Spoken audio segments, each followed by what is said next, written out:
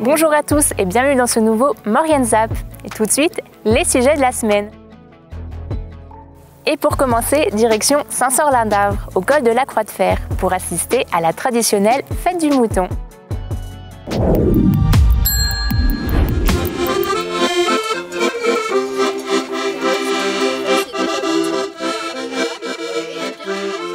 Au son de l'accordéon, plusieurs centaines de curieux ont assisté au célèbre col de la Croix de Fer à la traditionnelle fête du mouton. L'occasion d'observer l'évolution du troupeau de plus de 1400 bêtes grâce au travail minutieux des bergers et de leurs chiens.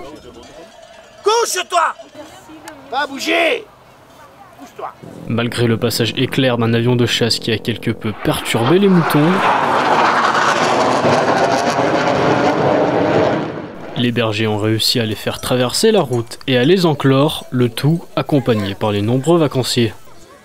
Des conditions particulières pour ces hommes peu habitués à cette exposition.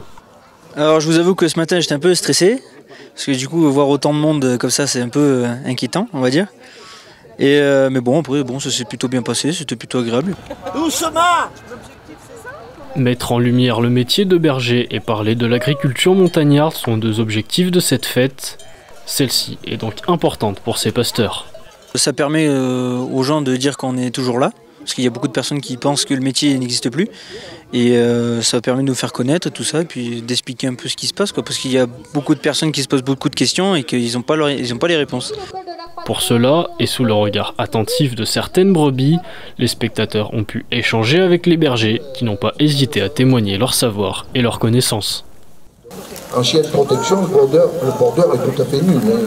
Il partage, il donne des petites anecdotes, les gens apprécient beaucoup, c'est très simple, c'est très terre à terre, c'est du vrai, c'est du naturel et ça se passe très bien, les gens apprécient, posent vraiment des questions très techniques ou absolument pas et ça donne vraiment toute une ambiance très agréable sur la fête du mouton.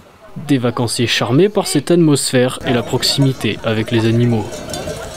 On est ravis, en plus le soleil est de la partie, puis c'est vraiment un moment d'être proche, l'occasion d'être proche de la nature et d'avoir tout ce troupeau là autour de nous, on trouve ça vraiment très sympa. C'est vraiment une ambiance festive très authentique. Grâce aux bergers, on a appris vraiment plein de choses, plein d'infos qu'on ne connaissait pas sur les moutons, sur les bergers, sur les chiens de berger.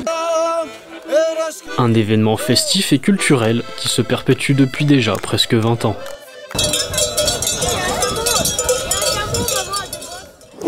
Et on poursuit avec notre invité de la semaine. Rencontre avec Lénaïque Trahay, championne de France d'athlétisme en 400 mètres.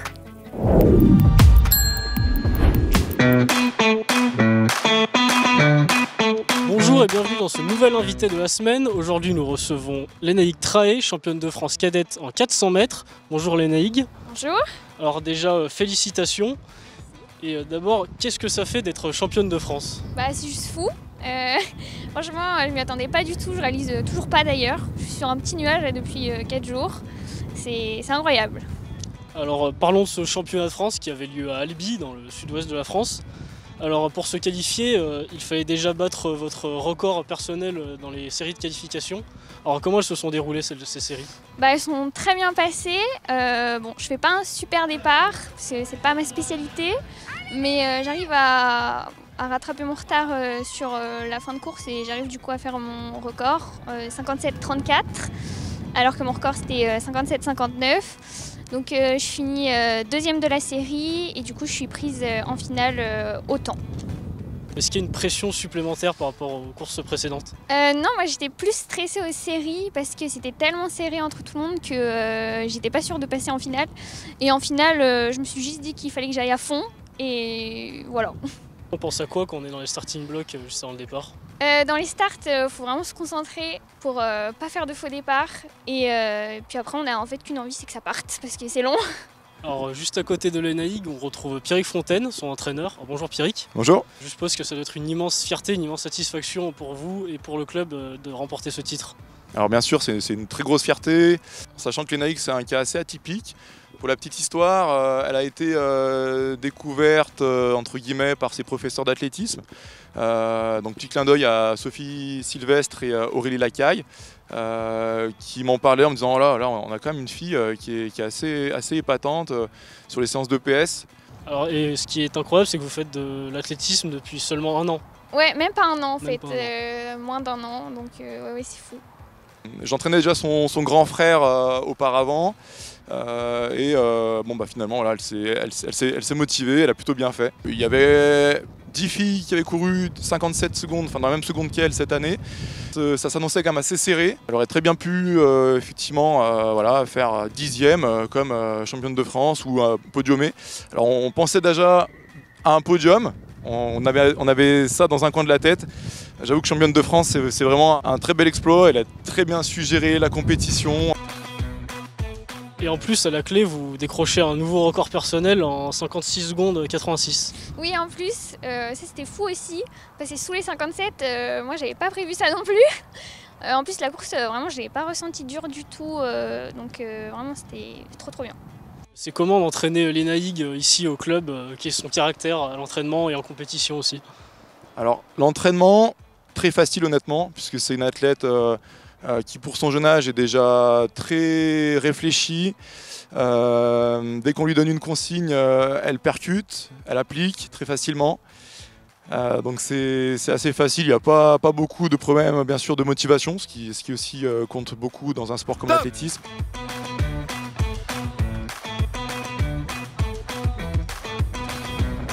Ok, allez, tous les 400, très bien. Et en compétition, j'avoue que ça s'est systématiquement très bien passé dès les premières compétitions au niveau départemental, régional, puisqu'elle avait déjà décroché le titre de vice-championne régionale, donc Rhône-Alpes-Auvergne sur le 800 mètres. C'est une athlète un petit peu mixte, 400-800. Elle a été capable quand même de se transcender. Même moi, j'ai vraiment été très surpris, mais ça c'est une force. Elle a su gérer la pression, même si on essaie de pas en mettre, bien sûr, mais il y en a toujours. Elle a battu son record en série, en finale, battu son record personnel. C'est quand même pas rien et elle a de très belles prédispositions. C'est-à-dire que, donc là on parle vraiment de génétique. D'ailleurs je pense que cette saison, il y a peut-être 80% de génétique et 20% d'entraînement pour arriver à ce niveau-là. Après bien sûr il y a encore des axes de travail, notamment sur l'aspect musculaire. Pour le 400 mètres, il faut être capable effectivement d'avoir une bonne poussée au départ, donc produire une force, une puissance assez importante pour bien se lancer. C'était peut-être son point faible cette année, mais ça lui a quand même permis de gagner. Donc je pense que l'année prochaine, en cadette 2, elle pourra encore nourrir de belles ambitions.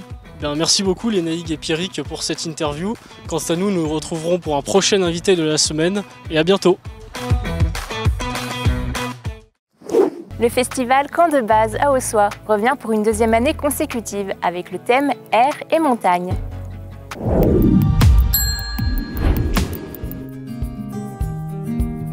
Direction Haussois pour la 2e édition du Camp de base. L'événement s'est déroulé sur 4 jours et nous sommes allés à la rencontre de l'équipe qui animait les activités. Cette année, le thème est l'air de montagne, c'est la 2e édition. L'édition précédente était sur le thème des femmes en montagne.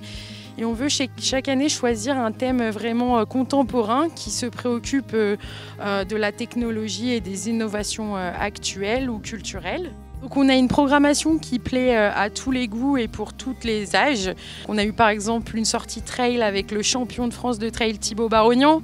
On a une conférence avec le parapentiste aventurier et réalisateur engagé Antoine Boisselier. On a tout ce qui va être autour du thème de la faune avec les rapaces en vanoise, mais aussi toutes les activités outdoor type parapente, escalade, via ferrata.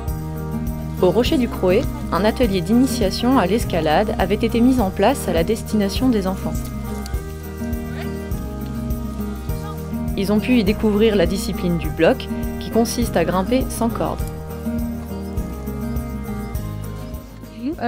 Donc prise de départ imposée ici, ça veut dire que avant d'aller chercher une piste plus haut, il faut déjà avoir mis les 2 pieds sur le rocher.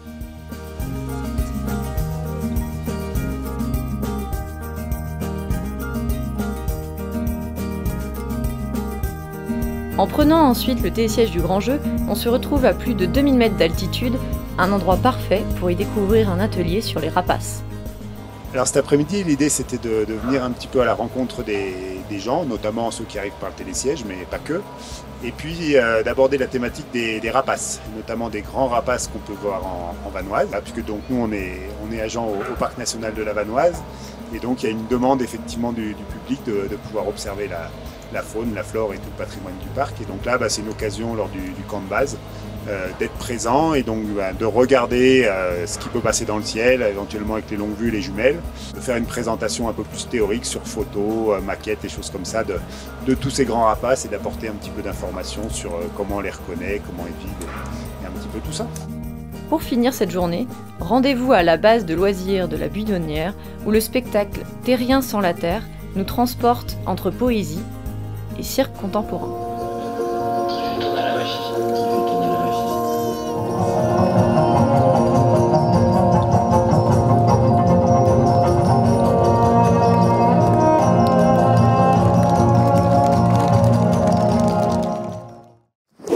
Voilà, le ZAP, c'est déjà terminé.